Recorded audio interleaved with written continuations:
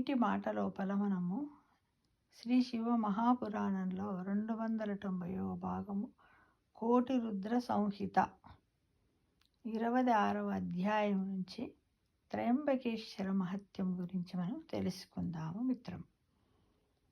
సూతుడు ఇట్లు పలికెను, ఏమని, ఓ బ్రాహ్మణులారా, ఆ మహర్షి భార్యతో కూడి ఈ విధంగా చేయగానే అప్పుడు శివుడు ప్రసన్నుడై పార్వతితో మరియు గజములతో కూడి సాక్షాత్కరించను.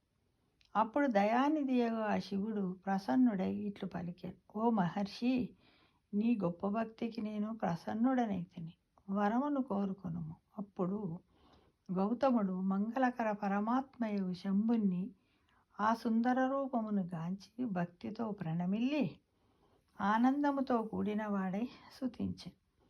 ఆ గౌతముడు పరిపరి విధముల స్తుతించి చేతులు జోడించి ఈశ్వరునకు నమస్కరించి నిలబడి ఇట్లు పలికెను, ఓ దేవా, నా పాపమును నిర్మూలించు.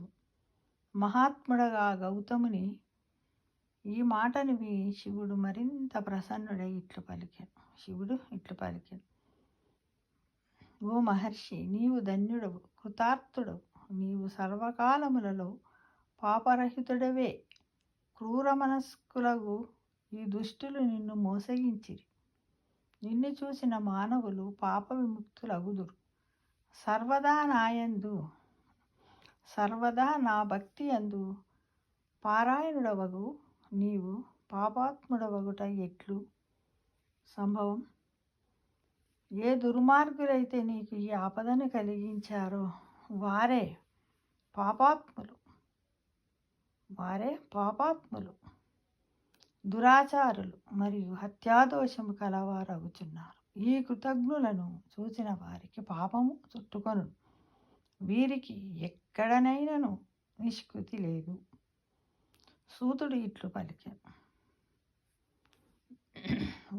ఓ బ్రాహ్మణులారా, సత్పురుషులకు ఆనందమును ఇచ్చి దుష్టులకు దండమును విధించే శంకర ప్రభుడు అప్పుడు వారి దుశ్చేష్టలను గురించి అతనికి వివరంగా చెప్పాను.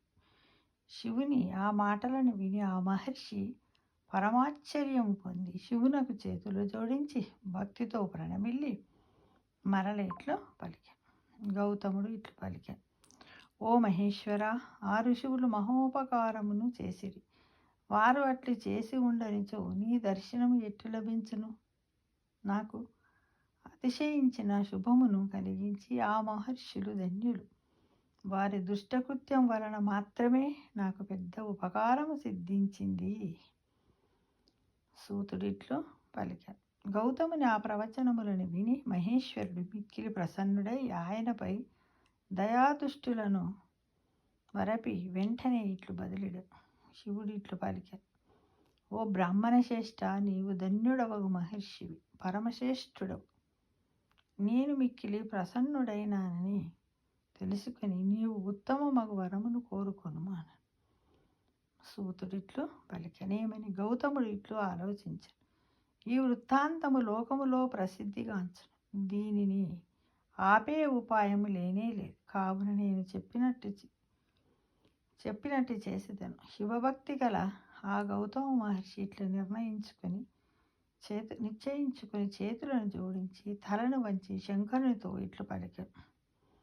గౌతముడు ఇట్లు పలికాను, ఓ నాథ, నీవు సత్యమును పలికితివి. 5 ముఖ్యమైన వారు ఈ పనిని చేసినారు. విధివరముచే అట్లు జరగవలసి ఉన్నది. జరిగిన దానిని గురించి చింతవలదు. ఓ దేవదేవా, నీవు ప్రసన్నుడమైనచో నాకు గంగను ఇచ్చి లోక ఉపకారమును చేయుము. నీకు అనేక నమస్కారములు. సూతుడు ఇట్లు పలికాను. గౌతముడు ఇట్లు పలికి లోకముల హితమును చేయగోరి ఆ దేవదేవుని పాదపద్మములను పట్టుకొని నమస్కరించాడు.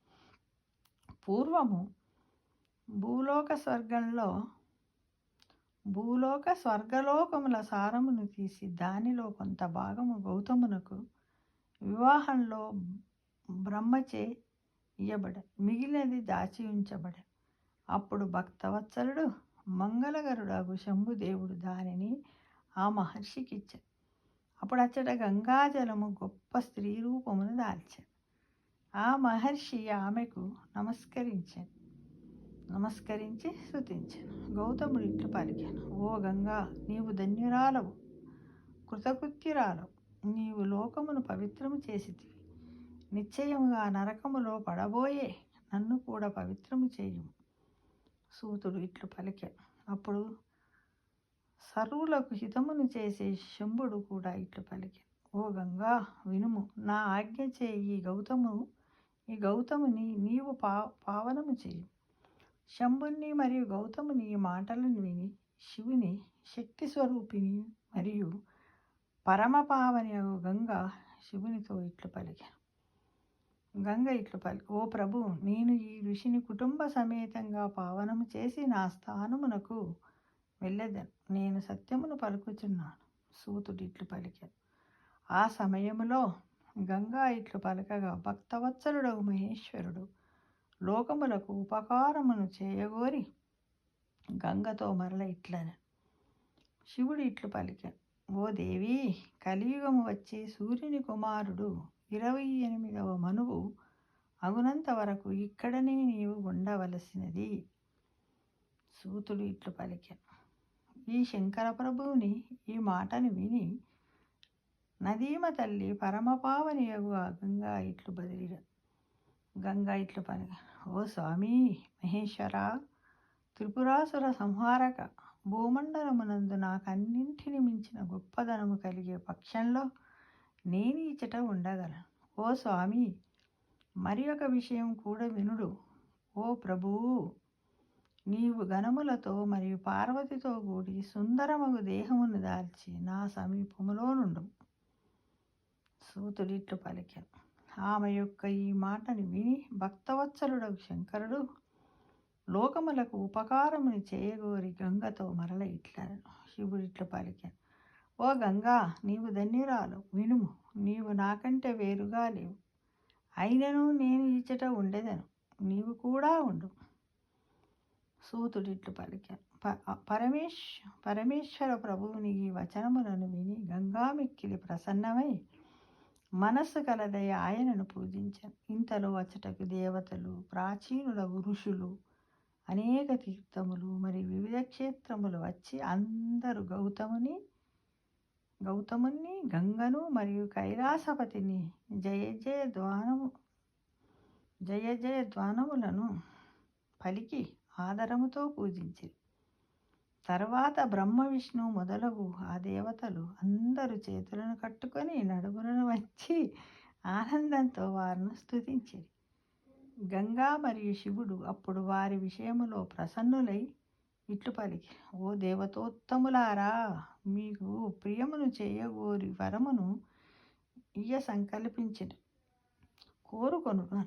దేవతలు ఇట్లు పలికి, ఓ దేవదేవా, ఓ నదీ శ్రేష్టమా, మీరు ప్రసన్నులైనచో మా యొక్క మరియు మానవుల యొక్క ప్రీతి కొరకు దయతో ఇచ్చటనే స్థిరముగా నుండు. గంగ ఇట్లు పలికెను. సర్వరులకు ప్రీతిని కలిగించుట కొరకై మీరు ఇచ్చట ఎలా ఉండరాదు? నేను గౌతముని పాపమును కడిగివేసి వచ్చిన దారిన వెళ్ళేదను. ఓ దేవతలారా, మీ అందరిలో నా ప్రత్యేకత తెలిపే విధానమేది? మీరు ఆ విషయమును నిరూపించినచో అప్పుడు నేను నిస్సందేహంగా ఉండగలను. అందరు ఇట్లు పలికి, సర్వులకు ప్రియమిత్రుడగు గురువు ఎప్పుడైతే సింహరాశి యందు ఉండునో అప్పుడు మేమందరము నిస్సంశయంగా నీలోకి వచ్చేదము. ఓ నది శ్రేష్టమా, 11 సంవత్సరములు మేము మానవుల పాతకములను కక్షితం చేసి మేము కూడా మాలిన్యమును పొందేదం. ఓ ప్రీతిపాత్రమైన దాన, అప్పుడు మేము ఆ మాలిన్యమును కక్షితం చేసుకొనుటకై నీ సమీపమునకు వచ్చేదం. ఓ మహాదేవి, మేము నీ ఎదుట ఆదరముతో సత్యమును పలుకుచున్నాం. ఓ నది శ్రేష్టమా, లోకానుగ్రహం కొరకు మరియు మాకు ప్రీతిని కలిగించుట కొరకు నీవు శంకరునితో సహా ఇచ్చట స్థిరముగా నుండు. సింహంలో గురుడు ఉన్నంత వరకు మేము మీ యందు ఉండెదం. 3 కాలముల యందు నీలో స్నానము చేసి శంకరుణ్ణి దర్శించి మేము మా పాపములన్నింటి నుండి నిస్సందేహంగా విముక్తిని పొందెదం. తర్వాత నీ అనుమతిని పొంది మా స్థానమునకు వెళ్ళెదం. ఇట్లు సూతుడు పలిక. ఈ విధముగా గౌతమ మహర్షి మరి ఇతరులు ప్రార్థించగా శంకరుడు మరియు నదీరాజమగు గంగా ప్రీతితో అచటనే ఉండి ఆ గంగకు గౌతమి అనియు మహాపాపములను పోగొట్టి ఆ లింగమునకు త్రయంబకేశ్వరుడనియు తర్వాత ప్రఖ్యాతి కలిగెను. ఆనాటి నుండి గురువు సింహరాశిలో నుండగా సర్వతీర్థములు, క్షేత్రములు మరియు దేవతలచ్చటకు వచ్చెదరు. అప్పుడు పుష్కరము మొదలగు సరస్సులు, గంగా మొదలగు నదులు, వాసుదేవుడు మొదలగు దేవతలు గౌతమీ నది యొక్క ఒడ్డున ఉండెదరు. ఇచ్చట ఉన్నంత వరకు వాటికి తమ స్వస్థానములో మహిమ ఉండదు. అవి తమ స్థానమునకు వెళ్ళిన తర్వాత మరల ఫలమును ఇయ్యగలుగు. గౌతమీ తీరమునందు ఉన్న మహాపాపములను పోగొట్టి ఈ జ్యోతిర్లింగమునకు త్రయంబకేశ్వరుడని ప్రఖ్యాతి కలదు. ఎవడైతే త్రయంబకేశ్వర జ్యోతిర్లింగమును దర్శించి నమస్కరించి స్తుతించి పూజించును అట్టివాడు సర్వపాపముల నుండి విముక్తిని పొందును. గౌతమునిచే పూజింపబడిన త్రయంబకేశ్వర జ్యోతిర్లింగము ఈ లోకములో కోరికలనన్నింటినీ ఈడ్చేసి పరలోకంలో సర్వోత్కృష్టమగు ముక్తిని ఇచ్చును. ఓ మహర్షులారా, మీరు అడిగిన ప్రశ్నకు సమాధానంగా ఈ వృత్తాంతమును చెబితిని. మీరు ఇకను ఏమి వినగోరుచున్నారు? నిస్సందేహముగా చెప్పెదా. మహాపురాణములోని కోటి రుద్ర సంహిత యందు త్రయంబకేశ్వర మహత్యమును మీ ముందు వర్ణించడం జరిగింది. మీరందరూ సంతోషంగా ఈ విషయాన్ని ఈ వీడియో రూపంలో 1-2 సార్లు తెలుసుకొని ఆ పరమాత్మని యొక్క కృపకు పాత్రలు కాగలరని ఆశిస్తున్నాను.